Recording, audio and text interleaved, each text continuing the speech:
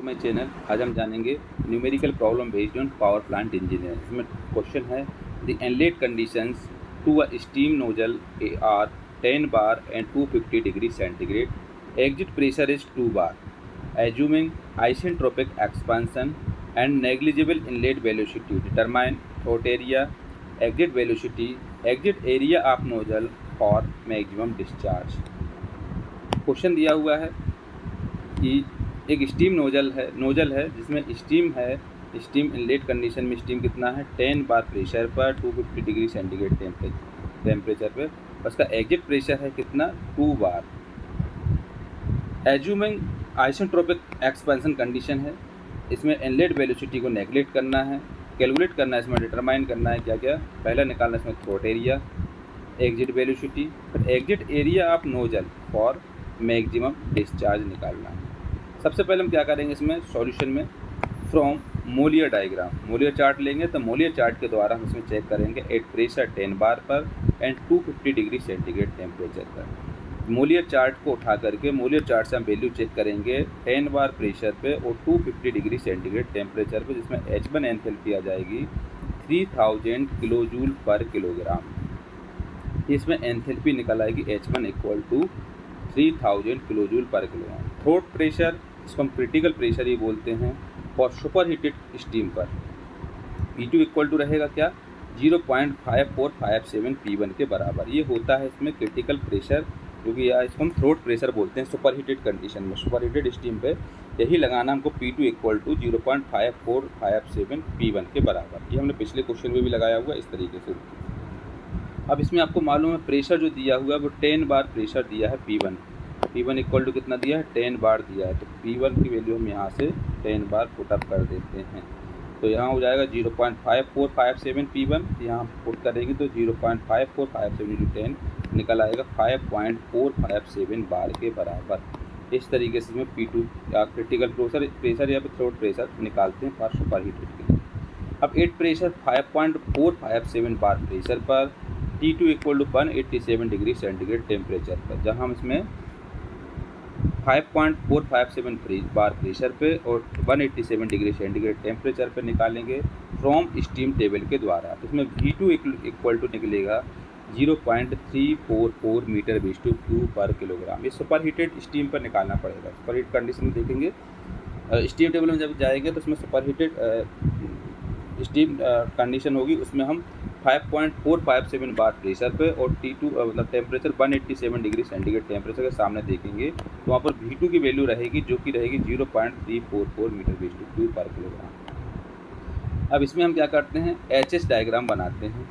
तो HS diagram में क्या है, इसमें वर्टिकल लाइन जो है वो H है एंथैल्पी, हॉरिजॉन्टल लाइन है वो S है एंट्रोपी। इसमें 3 लाइंस रहेगी। पहला P1 जो दिया है वो 10 बार प्रेशर है तो 10 बार प्रेशर की रहेगी। सेकंड जो रहेगी वो 5.457 बार प्रेशर की।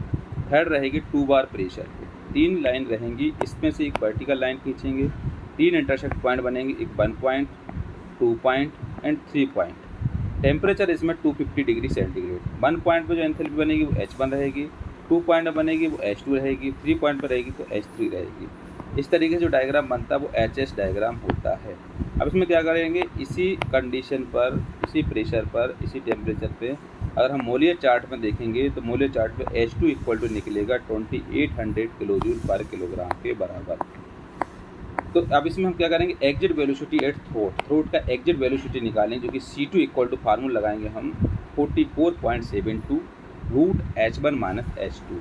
44.72 रूट H1 कितना है 3000, H2 इसमें 2800 है। इसको सॉल्व करेंगे तो आ जाएगा 632.43 मीटर पर सेकंड के बराबर। ये C2 इक्वल टू हो जाएगा 632.43 मीटर पर सेकंड। इस तरीके से हम एग्जिट वेलोसिटी निकालते हैं। पर assume steam flow rate is 1 kilogram पर सेकंड के बराबर। सो एरिया ऑफ थ्रोट जो कि रहेगा A2 equal to mv2 upon C2। ये फार्मूला लगाएंगे एरिया ऑफ थ्रोट के लिए। तो m कितना है मास फ्लो रेट 1 है, इंटू V2 जो है वो हमने पहले निकाल चुके 3.44 इंटू 10⁻⁴ रहेगा, अपॉन C2 हमने ये निकाला हुआ है तो ये आ जाएगा 632.43 के बराबर। इसको सॉल्व करेंगे तो आ जाएगा 5.43 सेंटीमीटर स्क्वायर आ जाएगा इसका solution. So A2 equal to आ जाएगा थ्रोट एरिया 5.43 सेंटीमीटर स्क्वायर के बराबर। अब प्रेशर 2 बार प्रेशर पर मोलियर डायग्राम के द्वारा देखेंगे H3 इक्वल टू आ जाएगा 2650 किलो जूल पर किलोग्राम। जब मोलियर चार्ट में जाएंगे 2 बार प्रेशर पर चेक करेंगे तो H3 आ जाएगा 2650 किलो जूल पर किलोग्राम। इसमें एग्जिट वेलोसिटी निकलेगा C3 इक्वल टू फार्मूला लगाएंगे 44.72 रूट H1 माइनस H3 होगा। इसमें 1 और 3 के बीच में लेंगे तो H1 माइनस H3 रहेगा, वैल्यू पुट करेंगे 44.72 रूट H1 कितना है 3000 और H3 हमने ये निकाला हुआ है तो ये रहेगा 2650। सॉल्व करेंगे तो आ जाएगा 836.82 मीटर पर सेकेंड। C3 मतलब एग्जिट वेलोसिटी आ जाएगी कितना C3 इक्वल टू 836.82 मीटर पर सेकेंड के बराबर। अब exit area of nozzle for maximum discharge जो कि A3 इक्वल टू रहेगा ना, A3 इक्वल टू रहेगा इसमें M into V3 upon C3 के बराबर। तो इसमें मास फ्लो रेट कितना है 1 है इंटू V3 है इसमें 0.8857 इंटू 10⁻⁴ अपॉन जो C3 है वो हमने यहाँ से पुट किया हुआ है 836.82। इसको अगर हम सॉल्व करते हैं तो इसको अगर सॉल्व करेंगे तो ये आ जाएगा कितना 10.58 सेंटीमीटर स्क्वायर। इसलिए एग्जिट एरिया ऑफ नोजल कितना आ जाएगा 10.58 सेंटीमीटर स्क्वायर के बराबर।